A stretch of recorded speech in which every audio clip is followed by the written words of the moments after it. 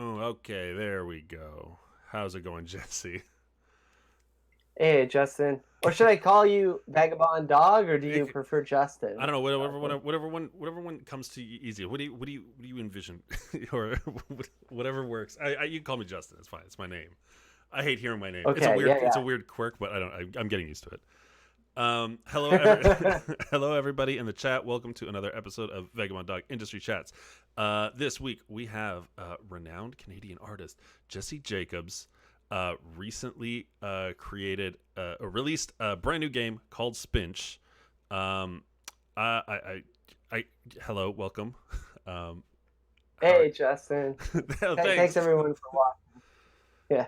Um, I guess for the uninitiated, um, I would say that it's pretty hard. This is no, we're gonna have to just verbally describe your artwork to people. Um, I would describe that his Jesse's work is hyper intricate, um, uh, very geometrically focused, um, very often beyond the borderline of psychedelic, and uh, a real, like, you can get absorbed in it because of the detail, which is really is something that I've always appreciated as I've seen your work previously, and I've come back to it now that Spinch has fallen in all of our laps.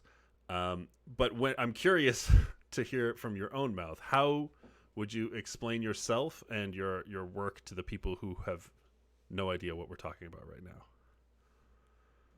I mean that's a pretty accurate description. I don't have any beef with that. Yeah, very intricate line work. I'm a comic artist primarily. I've done a bunch of comic books, graphic novels. Um, but yeah, it's something, and I like what you said there. You get lost in the details. I kind of do too when I make it, so it's kind of nice to hear something like that. That you're having a similar experience looking at it as I have when I make it, and I think that's like a big part of art. Um, yeah, where'd you hear about my work? You're in Toronto, I'm right? in Toronto. Yeah, I'm from Toronto. Yeah. So I first came across your work. I didn't even I was completely unaware of you. But by this shall you know him? I was in South Africa, visiting a game development studio. Friends of mine, they were like, "Here, you'll love this book," and they handed me Oh, cool. the graphic novel, and I just read it, and like instantly, like not just the artwork there. But I guess the best way to explain it's almost like a creation myth, kind of Hmm. like and then the war between the I guess what I identified as us and the silicon entity, um, is like something that really like I connected with on a really great level. And then like I was kind of like from that was like, oh, this is a really cool thing, and then it just like filed away into my brain catalog. And then I'm looking through new games coming out, and I see Spinch, and I'm like, holy shit, the art on this looks amazing, and immediately wishlisted. It got immediately excited for it, and then I reach out and I like find out that, oh, this book and this game, boom, had the common thread of one Jesse Jacobs. So it's That's been a cool. trip. Yeah, because that book, that was like my first story, like my first longer comic. It was like 80 pages or something, 85 pages, something like that. And I feel like I drew that thing so long ago. It feels like another person drew it almost. It was like 9 years ago or 8 years ago or something. And I look at it, I'm like, I figured a lot out.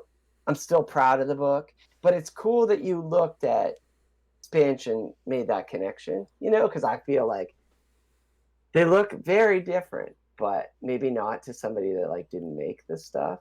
Did you know when you looked at it, No, like no, you no, no. Like I identified did, it? I didn't Oh, identify it at okay, all. cool.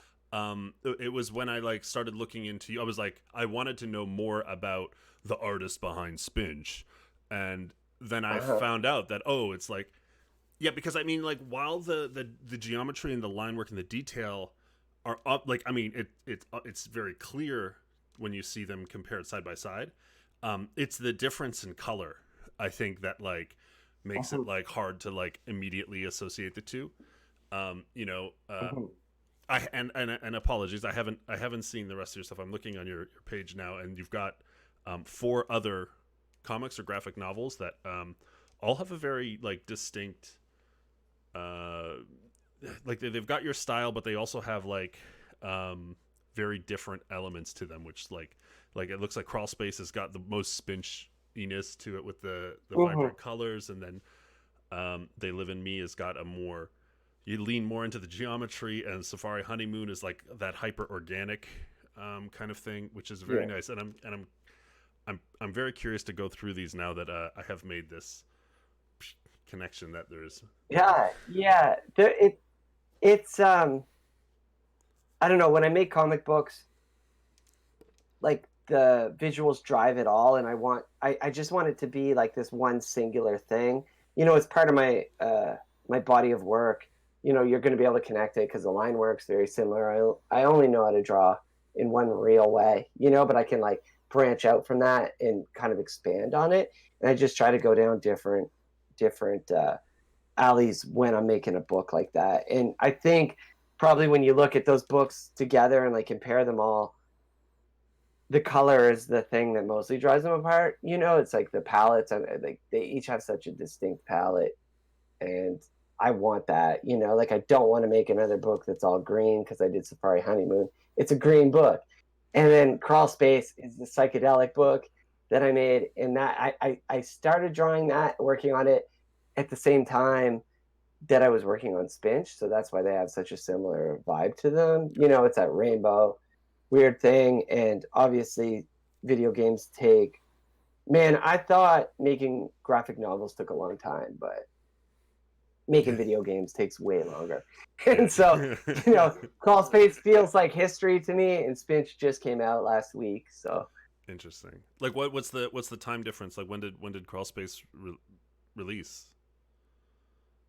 I think 2018, I believe. I Wow. drew that thing in probably like 8 months or something, working on it at the same time as I was working on Spinch, because Spinch sort of ramped up. We start slow, picking away at it. Is it a serious project? Is it not? And then it sort of like developed and snowballed from there. And then it just became all encompassing in my life. So in the beginning, I was also working on comics still, but I had to take a break for the last year from comics, unfortunately. But yeah, so probably like 3 years for Spinch, 8 months for the comic book. Yeah. Wow. I mean, it makes sense. Like, I mean, what was the origin of Spinch? Like, how did it get started?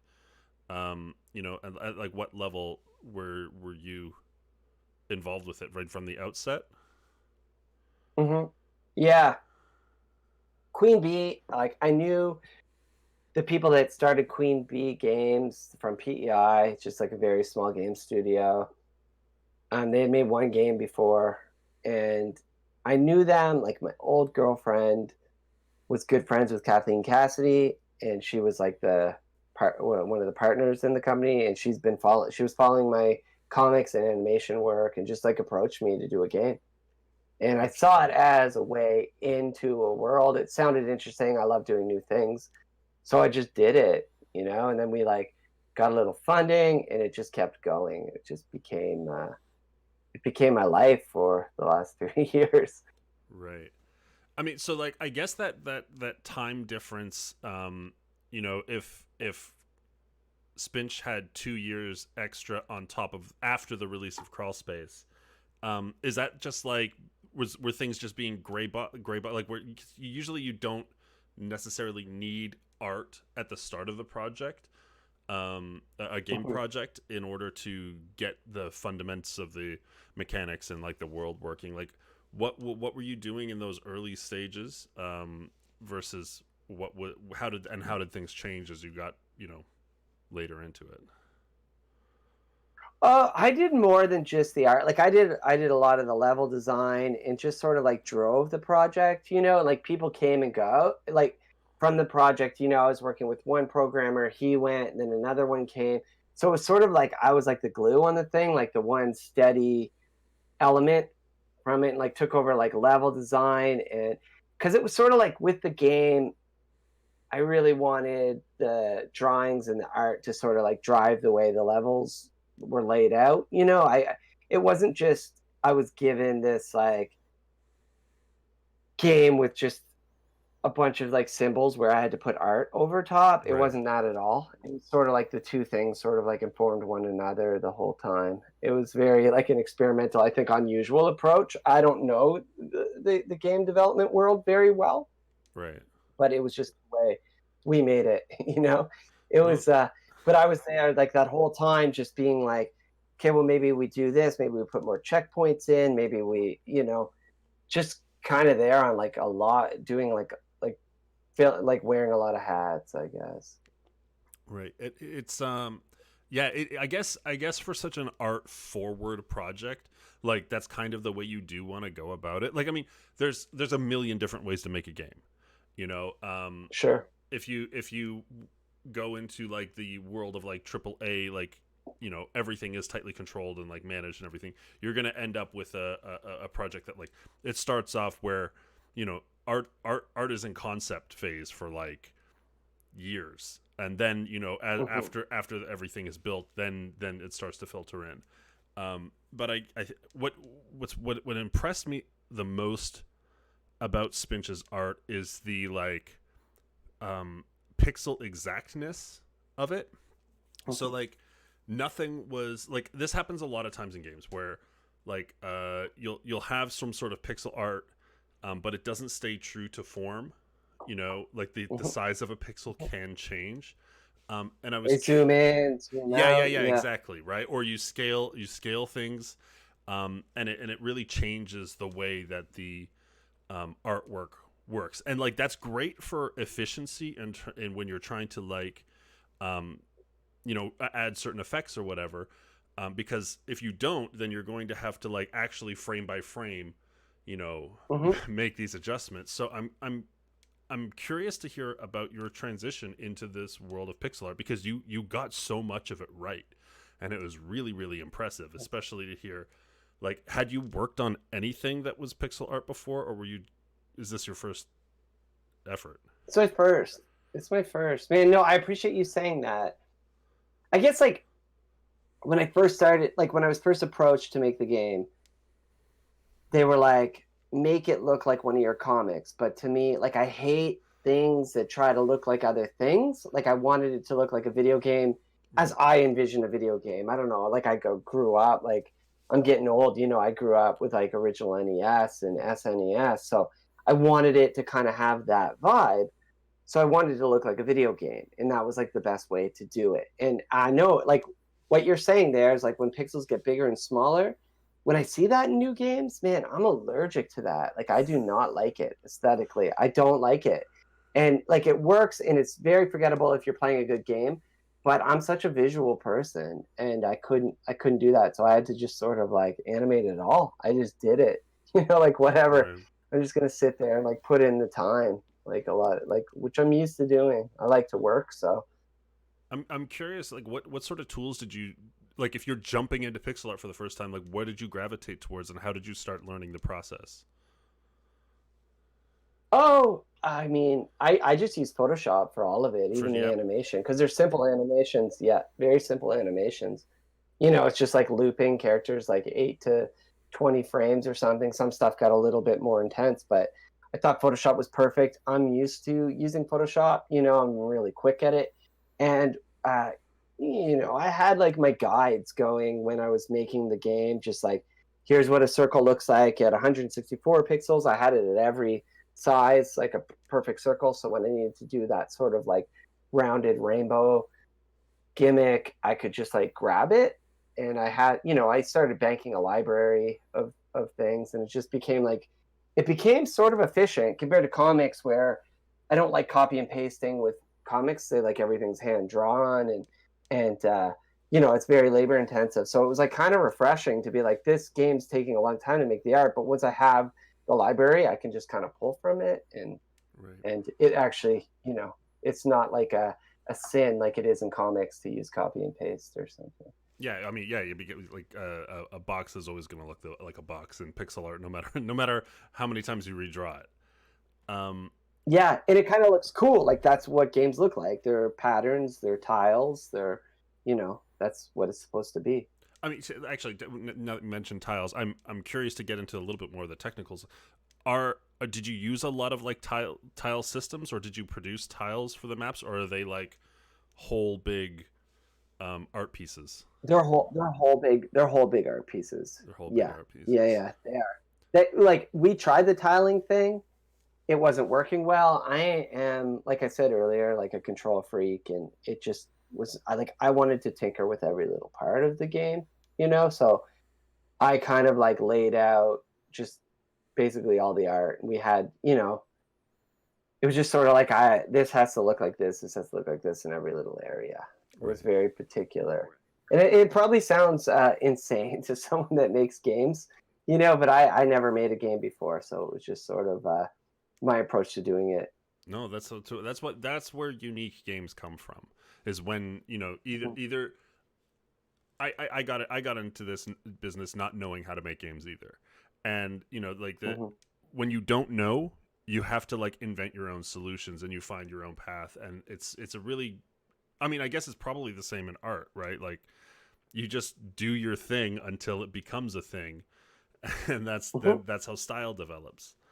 Um, I'm Dude, I feel like it's like that was so much in this world where people like think that there is some like secret formula to do something. Like if you're going to make a music video or you're going to yeah, animate something, and they're like, I just can't do that. And there's all these artists that are inhibited by this like imaginary boundary to like actually making something, but you can just like pretend you can do it and just do it however you think it should be done and like make it.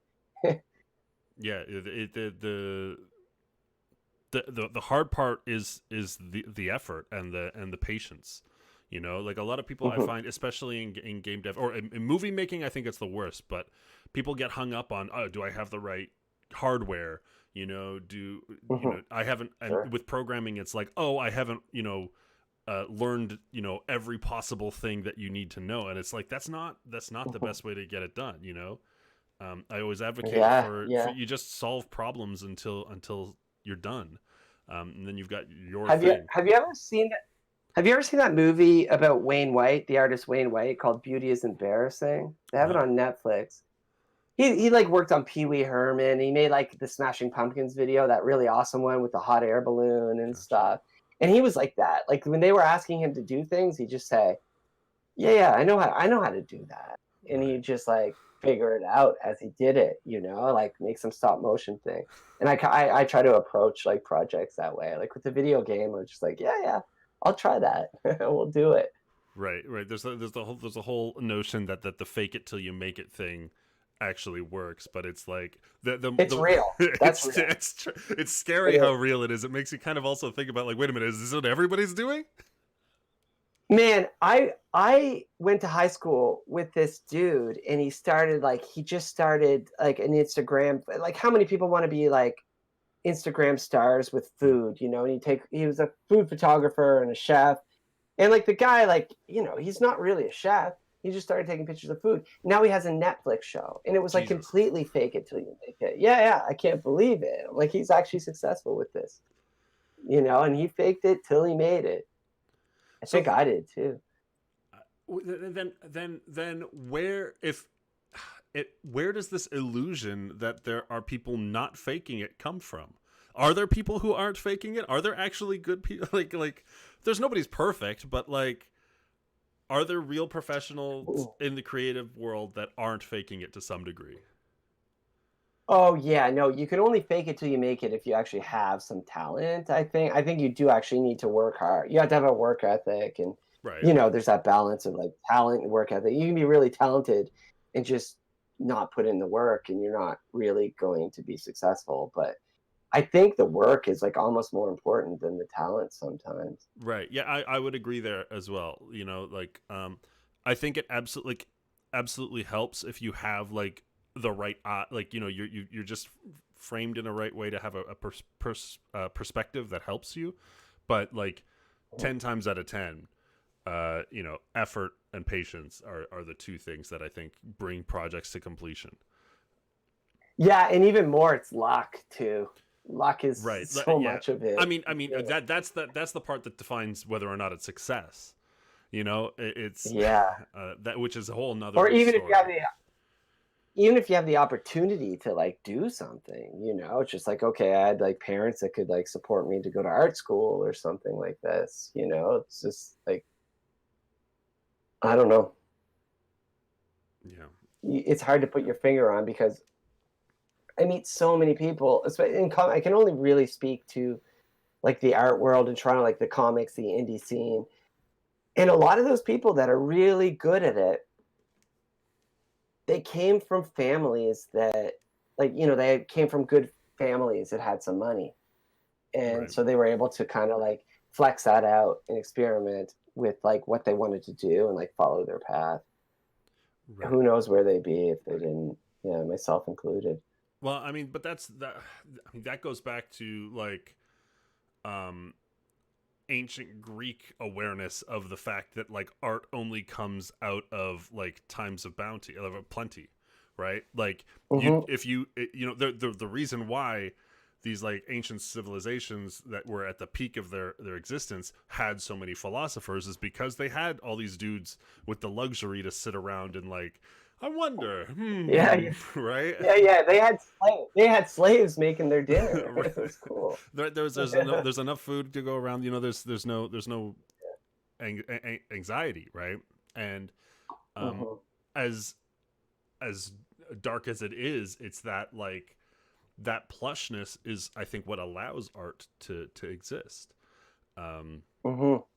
so it's Yeah, but then you see societies that like in even communities that are so impoverished and they create amazing art too. But yeah, it oh yeah. just maybe doesn't get out there as much. Well, Huh. it's Yeah. I'd wager. I mean, I don't have the numbers on this at all, of course, but I would wager you have like you're always going to have artists, no matter what community you're in, what state you're looking at, right? Because like I think we Hmm. always have this like inherent need to express, because like language and communication within our communities is like good enough for most people, but like if you got something really complex to say or like hard to say with words, that's when you reach out for visual mediums or movies or games or whatever you want to make. Narratives. Yeah. Yeah. Yeah. um but I definitely wager like you're gonna have fewer people who are willing to pursue that effort, if they are starving or worrying Oh about yeah, people because they attacking them or whatever. they don't have the time. You know. Yeah. um but anyway, that's a very interesting tangent. I'm curious Hmm. though what about transitioning into the pixel art world did you find the most difficult or surprising, considering your experience thus far? Definitely the most difficult was being in front of like making all my art on a computer, from scratch. I did some sketches in my notebooks for Spinch, but it was just sort of like I learned I just got to start in Photoshop and like finish it in Photoshop, which I don't know. Like I'm a tactile person. I like to draw. I like ink. I like having like drawing on paper. I like the way like pen feels on paper. So that was the most difficult part. Like now my life is all screens, and Yes. I don't like that. So that was the hardest. But what was the other question? It was like what was the What most difficult transition? anything surprise you? Surprising. Surprising. Um, I think like I was surprised how quickly I adapted to it. Mm-hmm. And even animating. I've worked in animation, but only like in the industry, but only with like character design. It was all just very much like my comic work. But I was able, like, I was forced to animate all the sprites in Spinch, mostly all of them, and even the trailers and stuff. I did it all myself, and Oh wow. Yeah, and like I swiped from some things, look at a lot of things online, like how do you do this, like a lot of tutorials, but like how quickly I kind of like just understood the way that like movement can work and things, like on a very rudimentary level, I admit, but I was like happy because before Spinch, I had no fucking clue how to do any of that. Interesting. So do you have a like a big game playing background? Like, where did I'm trying to figure out if there was like transitive information that just like stuck around in your head from games, or like what was your play experience like before you started working on it? Oh, you mean like did I play games when I started working on Spinch? No, like before you even Spinch even came into the world. Like, did you play a lot of Hmm. games as a kid, or like what's your experience with games before? Yeah, yeah. As a kid, I mean, I think everyone did. Not like kids play now. I mean, I was just like babysitting my nephew, and he plays a lot of games. Like Right. I play, I play, and I love them. And I think those are the games that probably influenced me and like inspired me the most when I made Spinch. But I kind of fell out of it a bit. Hmm.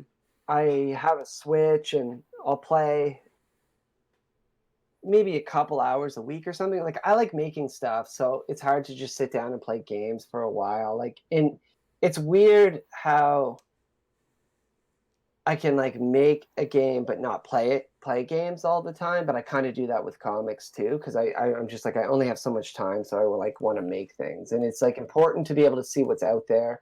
But I feel like I can do that in a couple hours a week and not play a lot. But I played like, oh yeah, like it's like NES and Super Nintendo a lot. Like some of those games were just like buried. There's like one part of Spinch in the ice world where like Spinch is like slipping, and there's icicles coming down and Hmm. crashing. And I kind of realized, like, way after the fact, that that was subconsciously inspired by the Adams Family game for original Nintendo. And these, like, icicles are falling down in the freezer. And he goes in. Like, it's kind of like a Maniac Mansion ripoff game. It was, like, a No, really I cool played game it. that I I played owned. it. Yeah, I played it. Yeah, yeah. I owned it. So I, like, Yeah, me too. it's, like, buried in my neural synapses. They're there. And, like, and I realized that's like what I was ripping. So these things kind of like they lay dormant in your brain for a long time and then Hmm. like come out when you're creating subconsciously. Yeah, and I mean, I'll kind of agree with you on the uh creators not playing. I guess or comic writers not reading so much.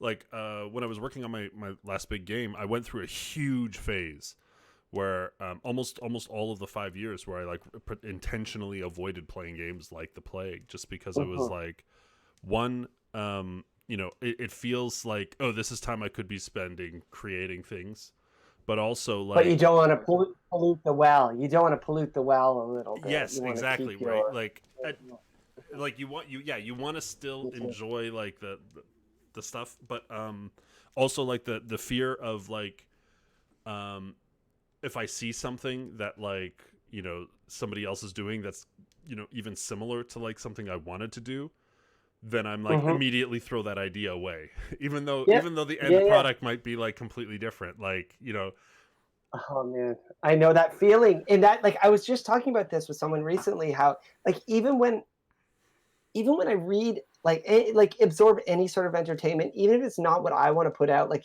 if I read a novel that has like ideas that like I felt like I was close to achieving myself, like maybe in a couple of years, like I really enjoy it, but I also get this sick feeling like, and I don't like it because I'm like, oh, I wish I made that. that's Do you know what I mean? It's the it's just ego. the ego takes over, man. Like I have a big ego, and I'm working on it. But I get this thing where like I enjoy art a lot. Like I love movies and I love things. But when something hits that I'm like, oh, that's like what I wanted to do. Especially with comic books, when I read somebody like one of my peers that did something that I knew I could have did, and it's awesome. It's just like this weird thing. Like I love reading it. I'm like, awesome, that's so good. But I've also had this like small part of me being like, it should have been. It should. I could have done that. Yeah, it's interesting, like it's something I connect with absolutely as well. And it's something that like it's hard to get better at, but like it's essential because you can either like stay jealous forever and like Yeah, just yeah. keep that like resentful feeling, um, versus like, oh Hmm. man, like what can I learn from them? Like what did they do right? Yeah, Like how yeah. can it benefit? It's very No, I hard. It's very agree, and hard. I feel like a total prick just like even saying it out loud, but I'm like trying to be honest with that stuff because I want to work on it. And like I think it just comes from this obsession with individuality that we have in this culture. And like Mm, it hasn't always been like that when people would like cultures would look at art and see it like as this collective endeavor that we were all working to build on. You know, the way artists sort of like hide their influences a little bit and get a little ashamed, like, oh, I'm not completely original, but like nobody is. So mm-hmm. we're all like building on this one thing that's like the human experience or art or whatever you want to Yeah, call it. it's interesting that you mentioned the collective art experience because it's like, if you look through art history, there's like there's very easily categorized eras of time where it's like, okay, and everybody's doing abstract paintings now, okay, and now Mm-hmm, everybody's doing like romantics, and it was like it.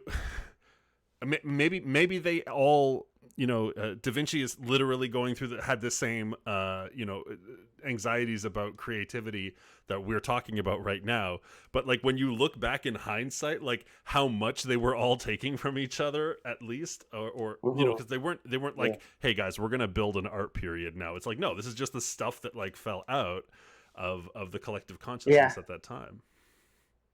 Yeah, yeah, and I would argue that Da Vinci would not even be able to understand our idea of individuality as we kind of like formulate it now about Right. like over his art. You know, like I don't know, maybe, but it was so different then. It was just so different the way people thought and experienced the world. I think Well, like so now we're just like it's me. I did it. I made this one. You know, like you're copying you. You're someone's copying me. This looks a little bit about like something else. You know, and everyone's like, that's not like a pure art or something. But everybody is just kind of like feeding and like absorbing everybody else's stuff and like recreating it through their own lens. I think.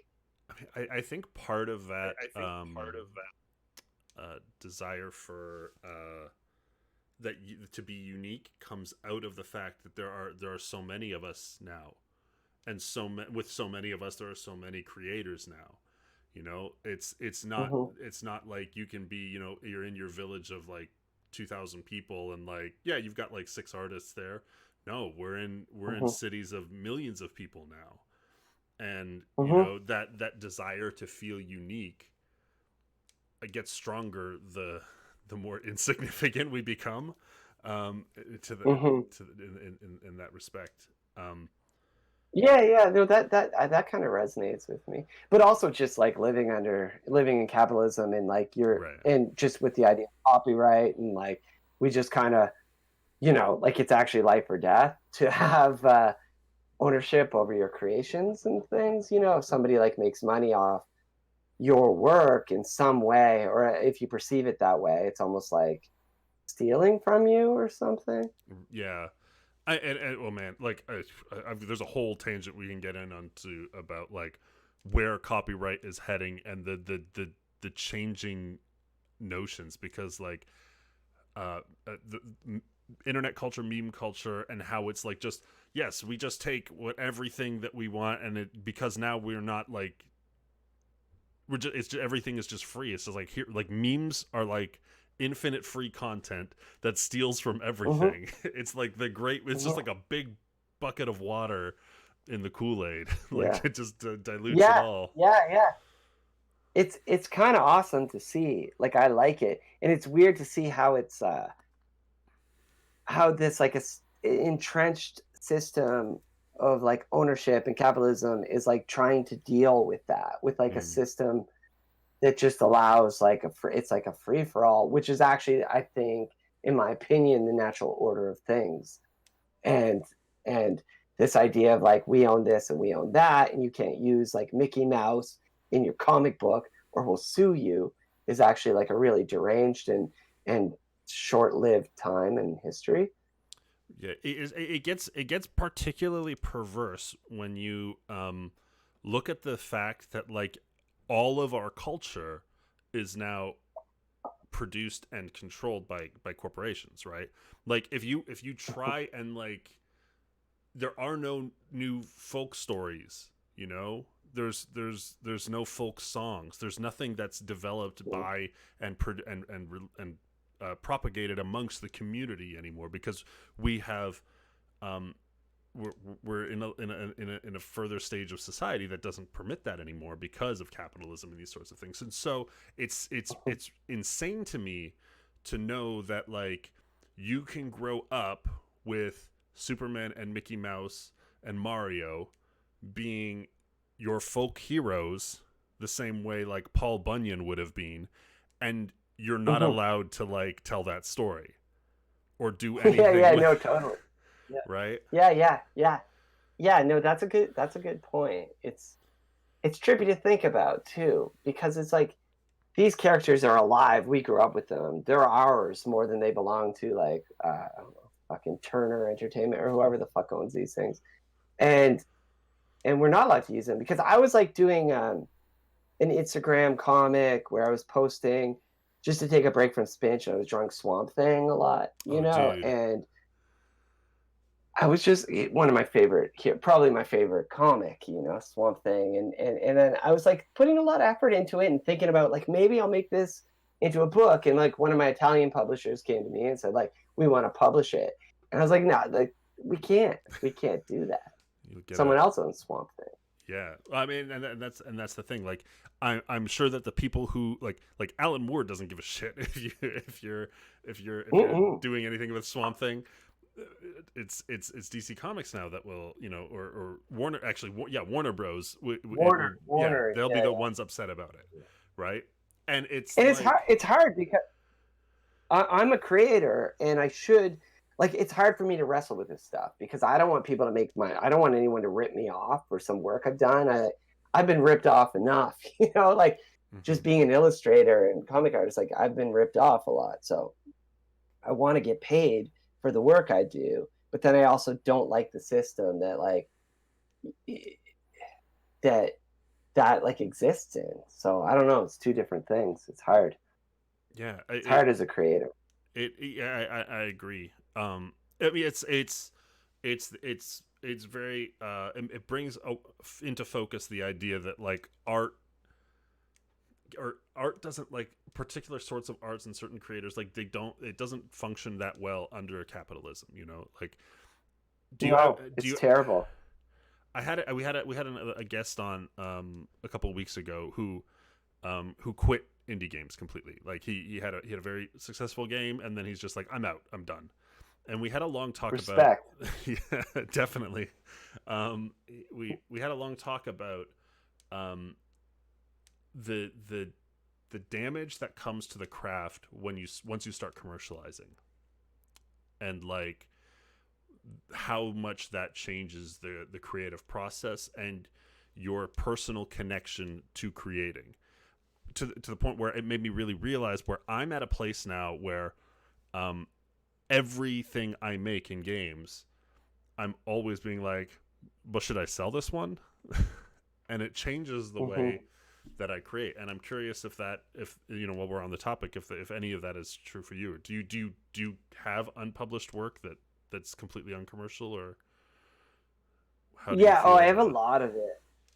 I have a lot of it, Well, obviously, like with comic books, you don't make much money off it anyway. So putting it out there is sort of just a way to get people to look at your work. So that's sort of like clouded my lens. I come from a privileged background, not extremely. Like my parents weren't rich, but I was able to go to university and go to art school and just feel comfortable. And my like long-term girlfriend is a university professor, so it's not like for me it would be easier to make that decision, but I feel like other people aren't in that position. So I always try to keep that in mind when I think about things like this, like because we're like everything is situational. I think like am I able to just make something for the sake of art, for the sake of like what I want to do, or do I have to make money right now? And I worked a lot of shitty jobs growing up. Like I was working like as a delivery guy up until like 5 years ago, like delivering organic food, driving around. And it wasn't easy, but it was something like I did so that I'd be able to like make work. But I feel like that question is different for everybody and Right. depending on their situation. But for me, I have a lot of it, but I'm afforded that luxury to do that stuff. Yeah. Yeah. I mean, yeah. And then that of course goes back to the that the art is a luxury that's provided by the comfort of whatever. But anyway, um, how do you have you felt about using games as a creative medium, um, in contrast to your work with comics and visual, just solely visual work? Hmm. Oh, I loved it. I loved it, man. Like if I knew how to program or want to take the time to learn, um, I think I would love it even more. It's weird being in this like position where I don't have full control over something. So Mhm. do you make your own art in your games? I have only started doing it this year. I'm so like I'm stepping into doing Started pixel programming art. or making the No, art? no, art. The art. Okay. I so when I to give you my background, I was a games journalist in love with games, right? And then I quit and like started making a game, but I had like no experience in any of the aspects. And slowly over time, I've managed to learn how to do all the programming I need. Um, and the art is something that I'm trying to tackle now. It's Hmm. it's been pixel art. It's not that great, but get it. It's just practice, right? Um, Did you do the art on that on the Karen game? so the art is like the portraits are my wife's work, and then the rest of the art is like kind of like half stolen from our other game, and then like half me doing it. So Aping like it. Just aping it. Yeah, okay. It looked yeah, good. It looked yeah, like I'd take like existing sprites and like that whole idea of like it's really hard to make something from scratch, but it's a lot Mhm. easier to like edit things, and that's Yeah, kind of like dude. how I Starting. learned. Yeah. Yeah, yeah. No, that's exactly it. Starting the thing takes like half the time. Yeah. I found with our game with Spinch, it was just like getting it rolling. It's like you're like I heard someone use some metaphor where you're just sort of like hacking a path through this like really overgrown jungle, and you make the path, and you like finally make the path, and then you get to the clearing, and like it's easy from there. You can like just make the thing. So then when you go on to make your next thing, you're like, cool, I have the path already cut, but it's already overgrown, and you just have to do it again. Like every project I start, even with comics, it's just like I don't know how to restart something. But like taking something that already has momentum is like so much fun and so much easier. Yeah, it is so hard to do stuff completely from scratch. Like this week, we've been doing a game jam, and I've kind of committed to myself to doing everything from scratch. And it's like, my God, this is like the one of like the most low res, like simplest things I've ever produced. But that sense of ownership that comes with it is like tremendous. Like I love looking at this thing just because it's like it's ugly as sin, but like I'm like I put that pixel there and it feels good. Um, Yeah, yeah. Do it, you get involved in like the comics and games people, like the the TCAF what are they stuff. called? Yeah. I've been to like one event like a long time ago, but like yeah, usually I'm pretty insular. Like I don't engage with the community It's like that well. like Hand-Eye Yeah, yeah, Society, yeah, I yeah, think yeah. they're Yeah, I'm called. with the Hand Eye Society. I'm chill with those guys Okay, and cool. girls. Um, Yeah, I know some of them. but I don't show up for the meetings or events that often. I'll get the I did. emails. I drew the poster for the event this year, but like TCAF was canceled, so it Right. never went out. Oh, dude, Yeah. I actually Oh, actually now that you mention it, I think we submitted either to TCAF or was it Wordplay, one of the two, to show off our game because it's a launch year for us. as well. Mm-hmm. So I think we might have submitted for that. Oh, I think we totally did. Yeah, we did submit to it. I completely forgot about that. Damn, dude, we would have had a. We would see. We were destined to. We would have come together somewhere. Yeah, IRL Yeah. back in those days. Um. Oh, so you asked me if I started arting. Have you started programming anything? Have you tried? No, I right now I don't I haven't tried, but I've watched programmers do their thing. Hmm?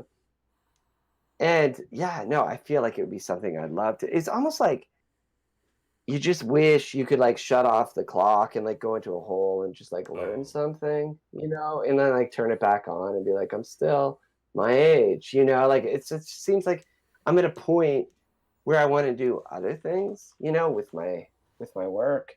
So it's just like learning something like that. I feel like to get to the level I'd want to get to, it would take a little bit, but no, I don't know. Maybe I will. Maybe I will because I love it. I love to have the control. Like actually being working on one thing, just me doing the programming, making the art, and like letting them work together totally without having like an intermediary or like a gatekeeper or something. A lot of potential there. yeah. I mean that's the dream. But like, I mean then when I feel that same thing, it's like how much of that is just that artist's ego taking over and like being like, God, I want to just do it all and be in total control. Yeah, And like yeah, this yeah. is mine. When really like No, it's true.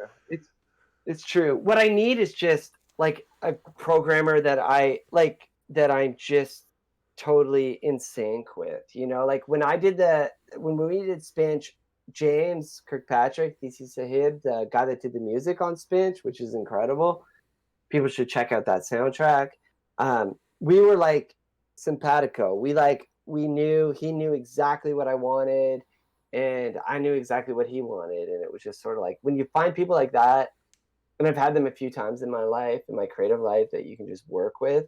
Mhm. It's really special and rare. Yeah, I agree. It is something worth holding on to. And I mean, like, who knows? Maybe you guys like you only need to be half a programmer. But to the point Yeah, earlier, like you can get both. You can just both bring it in. The the idea that like you can have a creative work that is like solely yours at the end of the day is like nonsense no matter what, especially in games, because like you're gonna be using a game engine that like 400 people yeah, in Denmark yeah, built, right? Like, and then on top of that yeah, yeah, there's Windows, right? And then on top of yeah, that yeah. there's all the hardware manufacturers that like made your Switch and everything. Like there's a million people, and like it's really a weird contradiction of the idea that like as artists we want to like feel that sense of ownership, but then we also like rely on all these other elements, the guys that make your paint or whatever, but like no, this was me. Yeah. Well, it's like just another reminder that the self is an illusion. To sound flaky about it, but it No, just yeah, I'm not real. Like we're all working on this one thing together. right. So that's the real art, is the experience. Hey man. Yeah, um the process. um Cool. So you said, I can't remember if this was on stream or off, but you said you're in a bit of a decompression phase now that the game is out and all that hard work is done. What is life for you these days, and where are you aiming next? I mean, not to pressure on your plans now, but like what's going on? Well, dude, like my girlfriend and I got out of Ontario during like at the beginning of the summer, and we're staying at this like you can kind of see it's like a rustic Mhm. cottage in my backyard. And we've been out here on the East Coast in New Brunswick all summer. Just no one around. Nobody's around here for kilometers. And like there's a beach. So I've just been like working on stuff and chilling out.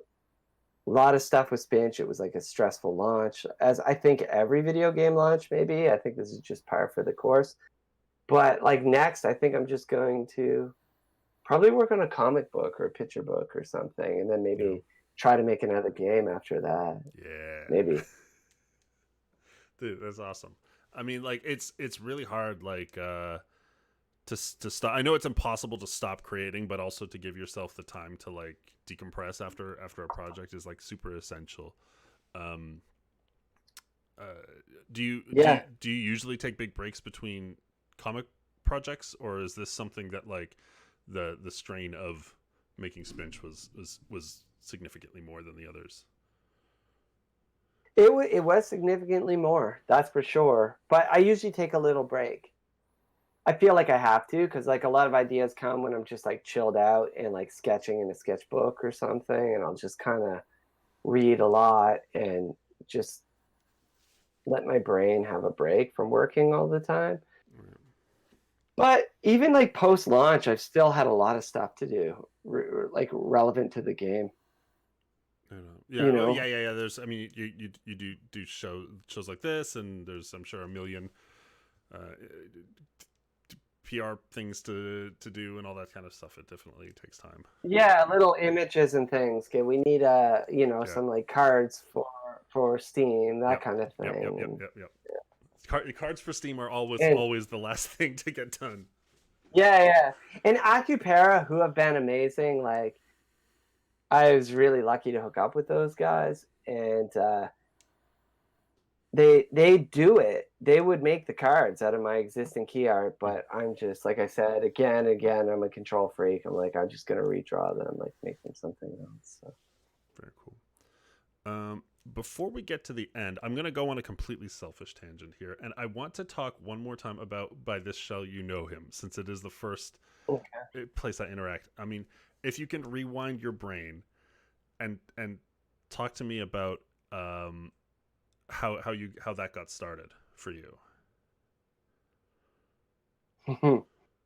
Oh fuck! I have a terrible memory. My memory is like a hole in my head.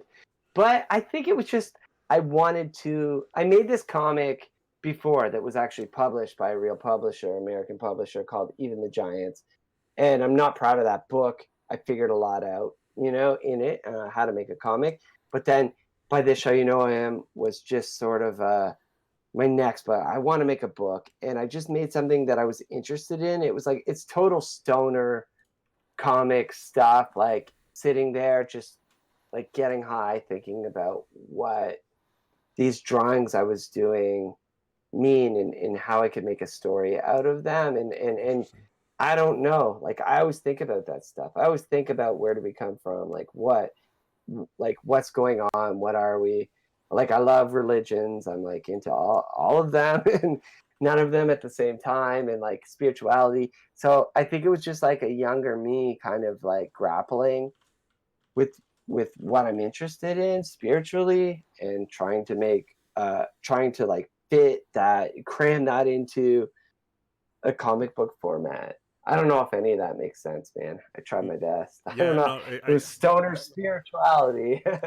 it's tough. It's tough going back to old work, especially if you haven't thought about it for a while, because like, I feel like the creative process is so like consuming that like when you're in the midst of your next project, it's like gotta clear a room to make this work and all that. Yeah, Do yeah. you often reminisce about your old stuff? Do you ever go back and like reflect on previous works, or are you a very forward thinking creator?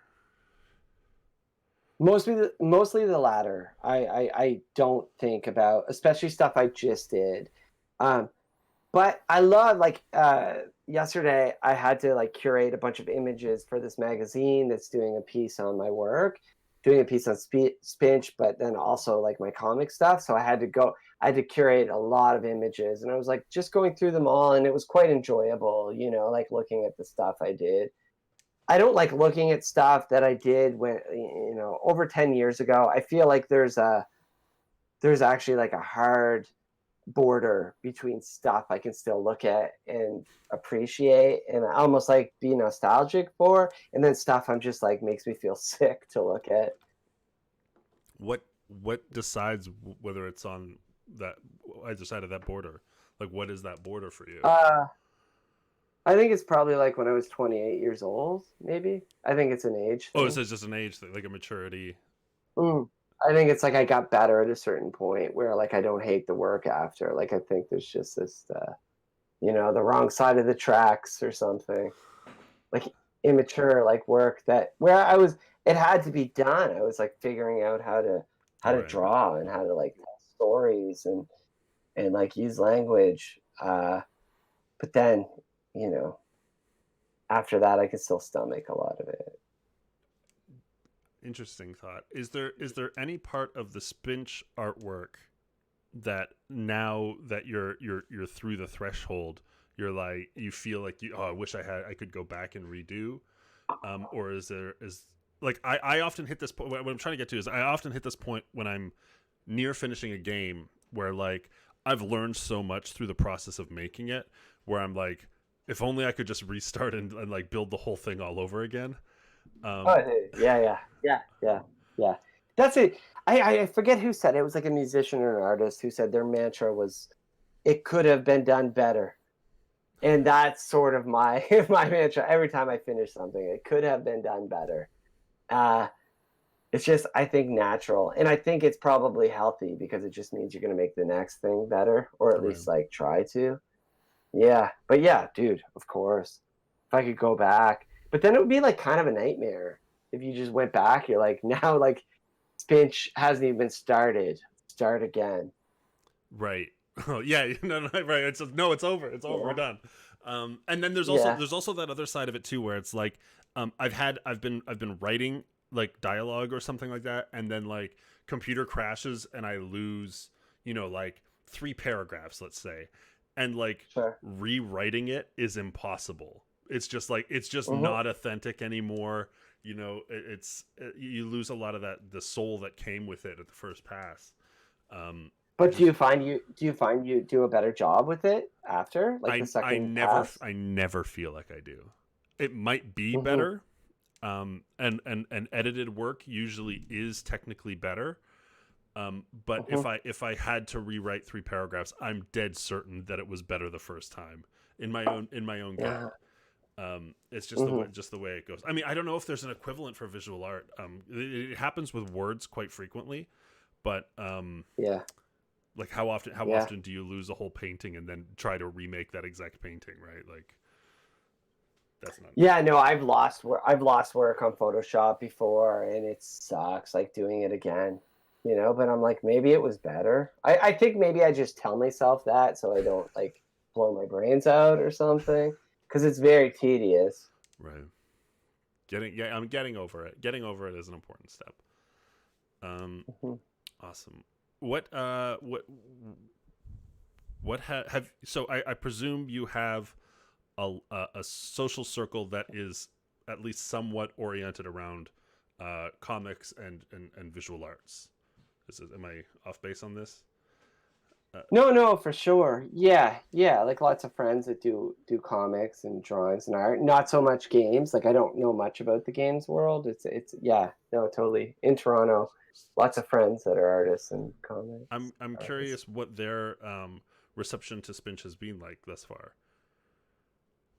It's interesting because it's a hard game, and it's Oh like yeah, kind of I think they yeah. So designed for a certain type of gamer, and people that don't play games get the game for my art, and then they can't really get very far in it, obviously. And but I think a lot of people are super pumped about it. Like they're pumped to see a comic artist do something outside of comics, and just having it on Nintendo Switch is like yeah, it's a people big deal. see that and it's sort of validating and yeah, no, it's been good.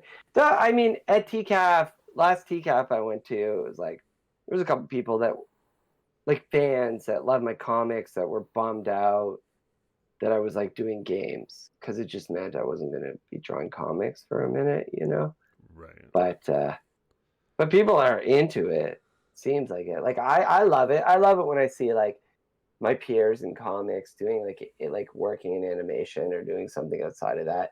Because man, comics there's no money in it. Like people just do it. It's a labor of love. if you're from a rich family, you can do it, but you can't do it as a career.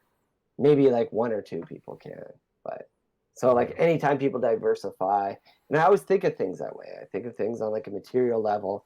Are you able to survive doing it, and without like having a shitty fucking job? I mean, like, always never mind the people who want you.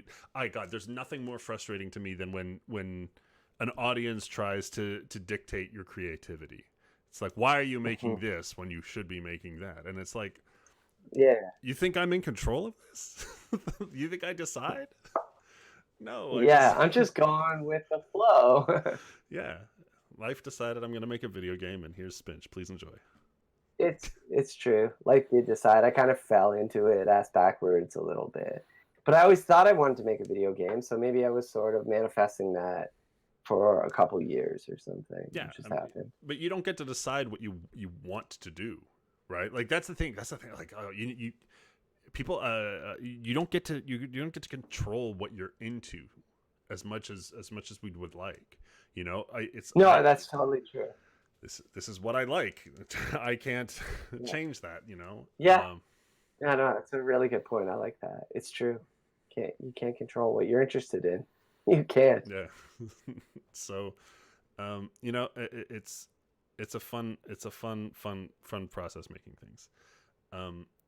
And I'm very glad to have another cool Canadian creator developer. I mean, you're developer now on this show. It's been wonderful talking about the artistic process with you. Getting into pixel art, Spinch itself. Man, it's been a really good time. Yeah, it was good talk, Justin. It was like great to meet you on the internet. Likewise. It was fun. We'll bump into each other at TCAF when sometime, I'm sure. Yeah, man. 2022. 2022, yes. Well, if we can recognize each other with the masks over our face. Before we go, did you want to, like, I guess for everybody who's now tuning in, like, explain what is Spinch as a game to them? So I'm gonna drop the Steam link for them now. Y'all can go and check it out. Cool, thanks. But like, tell the people what they're in for. Yeah, it's a precision platformer, psychedelic platformer. It's difficult, but I don't know. I have some gamer friends that don't game that much, and they're like, it's not that difficult. They're getting through it. A lot of people are having fun with it, streaming it. It's just sort of like, it's an artistic approach to making a video game. Amazing sounds by Thusday Sahib, and I did all the art and animation. So it's kind of like, just go and explore the worlds, and I think people will enjoy it. I hope. Yeah, is that good? It's pretty good. Is that all right? It's pretty good. Right. I'm at. I've made it through. I'm at the final boss, which is still kicking my ass very badly. It is a pretty tough game, but I mean, there's a lot of people who like a challenge in our community, so I hope they enjoy it. Yeah, I think it was built for them. Sorry, comic fans. It's nerds. Get hardcore nerds now. Awesome, dude. It's been so great having you on the show. Everybody, follow Jesse on Twitter. Check out the game, and enjoy. We will be back tomorrow for, I think, the last day of our game jam. And then Sunday we're gonna play everybody's games, so that should be a fun stream. Yeah. Any parting words before we go, Jesse? No, thanks, Justin. Like, God bless. Thanks for having me on. It was cool to meet you. And yeah, we'll run into each other again. We'll see each other soon. All right. Bye, guys. I'm gonna throw it on the thanks for watching, and then we'll hit a raid. All right.